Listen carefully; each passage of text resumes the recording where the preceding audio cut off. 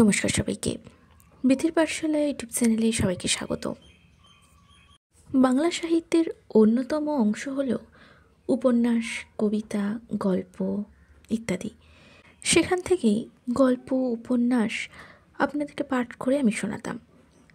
কিন্তু আজ থেকে একটি নতুন সিরিজ শুরু করতে চলেছি, বলতে পারেন স্বাদ পরিবর্তনের জন্য। অনেকেই আছেন যারা গল্প টল্প শুনতে ভালোবাসেন, তাদের জন্য তো আমার গল্প পাঠ রয়েছে। তাছাড়াও একটু সাহিত্য চর্চা নিয়ে আলোচনা করার জন্য এই নতুন সিরিজ। এখানে মূলত কোনো বিশেষ বিষয় নিয়ে আলোচনাই আমরা করব, যেটা অনেকেই পছন্দ করে থাকেন। সাহিত্য চর্চা নিয়ে আলোচনা হবে এবং আশা করব সকলের এই সিরিজটা ভালো লাগবে। কেমন লাগবে কমেন্টে কিন্তু অবশ্যই জানাবেন। আমাদের আজকে আলোচনার বিষয় হলো প্রাতিষ্ঠানিক সাহিত্য চর্চার পরিসরে সাহিত্যতত্ত্বের পাঠ সাহিত্যের ছাত্রকে কি আদৌ সমৃদ্ধ করলে কিভাবে। চলুন তাহলে আজকে এই নিয়ে আমাদের আলোচনা শুরু করা যাক। তবে আলোচনা শুরু করার আগে আমার চ্যানেলে যারা নতুন তারা চ্যানেলটিকে অবশ্যই সাবস্ক্রাইব করে ভিডিওগুলিকে লাইক করে দেবেন, ভালো লাগলে বন্ধুদের সঙ্গে শেয়ার করবেন এবং পাশে থাকা বেল আইকনটি অবশ্যই ক্লিক করবেন। শুরু করছি আজকের আলোচনা। আমাদের সমাজে আমরা সবাই শিক্ষিত। কাউকে আমরা অশিক্ষিত বলেই তাদের সমাজের থেকে আলাদা করতে পারবো না। হয়তো আমরা বলতে পারি তাদের অক্ষর জ্ঞান নেই, কিন্তু তা শিক্ষিত বা অশিক্ষিত এটা বলতে পারবো না। কারণ সমাজের সমস্ত শ্রেণীর মানুষ, সমস্ত জাতের মানুষ, সমস্ত ধর্মের মানুষ সবাই কোনো না কোনো বিষয়ে বা শিক্ষায় শিক্ষিত হতে পারে। সেটা প্রাতিষ্ঠানিক শিক্ষা নয়। একজন শিক্ষক যতটা দক্ষতার সাথে নিজের কাজ সম্পূর্ণ করেন, একজন ডিগ্রিধারী মানুষও ঠিক ততটাই দক্ষতার সাথে নিজের কাজ করেন। নিজের ক্ষেত্রে তারা দুজনেই শিক্ষিত এবং সফল। এর জন্য কোনো প্রাতিষ্ঠানিক শিক্ষার কাঠগড়ায় দুজন মানুষকে বিচার করার প্রয়োজন পড়ে না। এবার আসি সাহিত্য চর্চার কথায়। আমরা আমাদের পড়াশোনার মধ্য দিয়ে সহৃদয় রসিক পাঠকের কথা জেনেছি, যিনি কবি যা ভেবে কবিতা লিখেছেন তা বুঝতে পারেন। এই কথার ভিত্তিতেই যদি আমরা দেখি তাহলে দেখতে পাবো আমাদের চারপাশে এমন অনেক মানুষ আছেন যাদের তথাকথিত প্রাতিষ্ঠানিক সাহিত্য চর্চার সাথে যুক্ত নন, কিন্তু তিনি সহৃদয় রসিক পাঠক। আবার এমন অনেক মানুষও আছেন যারা প্রাতিষ্ঠানিক সাহিত্য চর্চার সাথে যুক্ত হয়েও তার বেরসিক।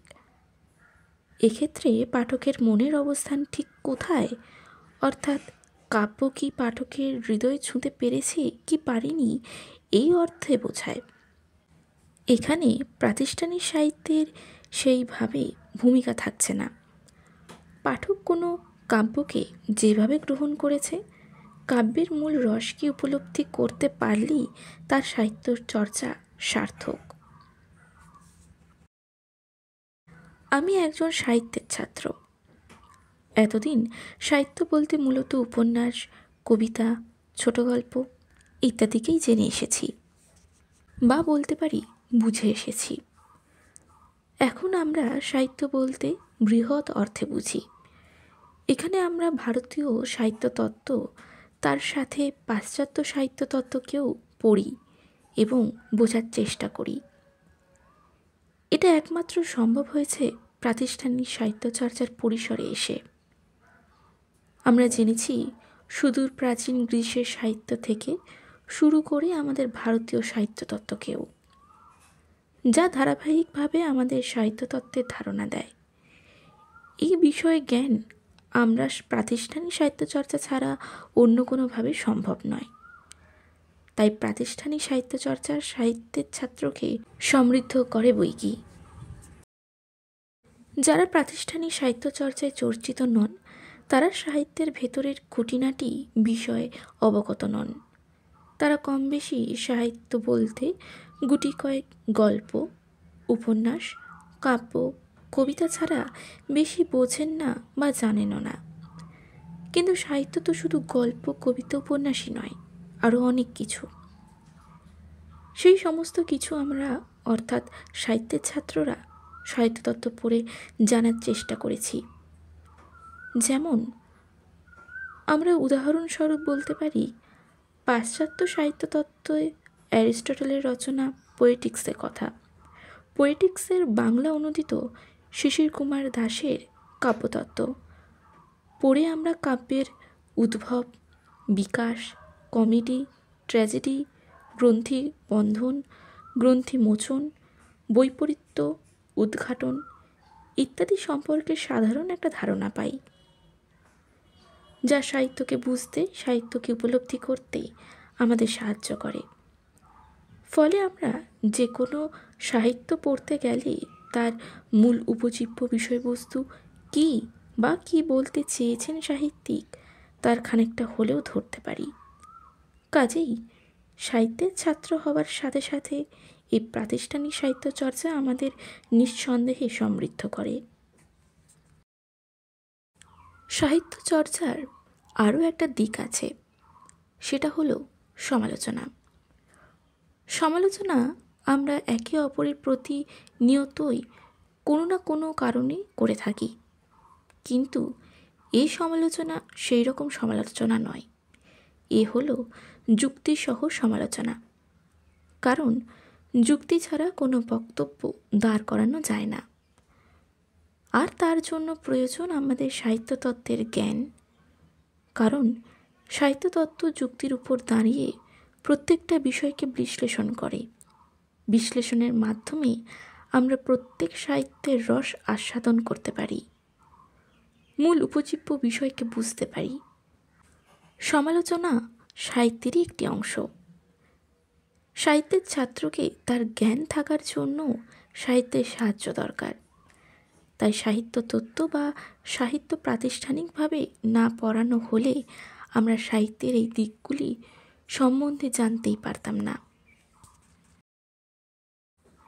এছাড়াও সাহিত্যতত্ত্বের অংশের মধ্যে যেসব শিল্প সাহিত্যের আন্দোলনের কথা জেনেছি, যেমন সিম্বলিজম, কলোনিয়ালিজম, ফেমিনিজম, ডাডাইজম ইত্যাদি, এই সব কিছুও সে সাহিত্যতত্ত্বের অংশে পড়ে সেটা আমরা প্রাতিষ্ঠানিক শিক্ষার পরিসরে না আসলে বুঝতে পারতাম না। সাহিত্যেও যে এইসব শিল্প আন্দোলন সংঘটিত হওয়ার ফলে সাহিত্যেরও নানান নতুন দিক উন্মোচন হয়েছে, সেসব আমরা জানতে পারতাম না। খুব বেশি হলে আমরা নারীবাদ সম্পর্কে অল্প বিস্তর জানি, তাও সম্পূর্ণ ধারণা নয়। আর বাকি শিল্প আন্দোলনগুলি সম্পর্কে সম্পূর্ণভাবে অজ্ঞাত।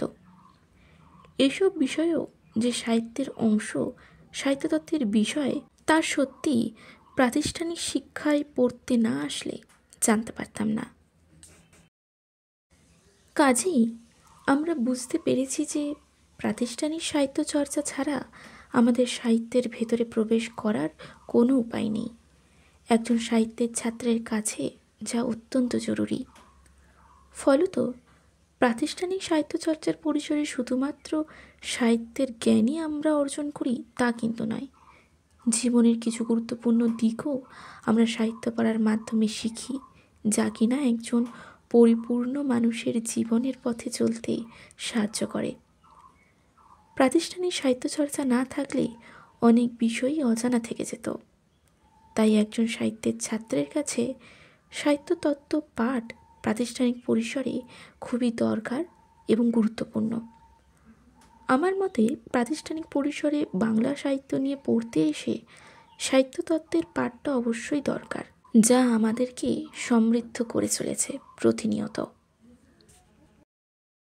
এই ছিল আজকের আলোচনার বিষয়বস্তু।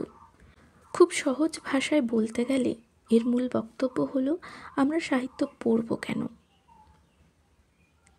আপনাদের কার কী মতামত সেটা আমাকে কমেন্টে কিন্তু অবশ্যই জানাবেন। আমি আমার মতামত আজকের বিষয়ে তুলে ধরেছি। সবার মতামত জানার জন্য কমেন্ট বক্স কিন্তু খোলা রয়েছে। আজকের আলোচনা কেমন লাগলো কমেন্টে অবশ্যই জানাবেন। ভালো লাগলে লাইক করবেন, বন্ধুদের সঙ্গে শেয়ার করবেন এবং পাশে থাকা বেল আইকনটি অবশ্যই ক্লিক করবেন। আর এই সিরিজটা আপনাদের কার কার কতটা পছন্দ সেটাও জানাতে ভুলবেন না। নমস্কার।